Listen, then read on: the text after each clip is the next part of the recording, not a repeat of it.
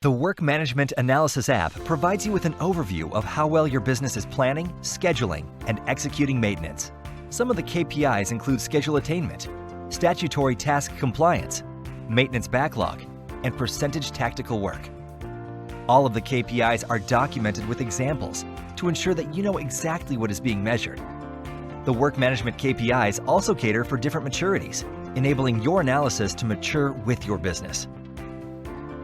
Every KPI has a sheet dedicated to it, where the measure is displayed over a variety of dimensions, and the associative data model makes investigations and the identification of pain points a breeze.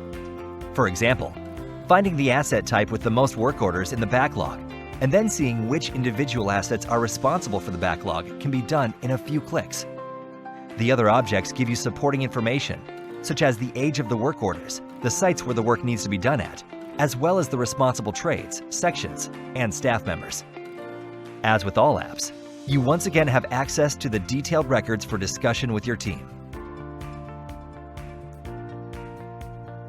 On Key Insights, providing business insight and driving improvement.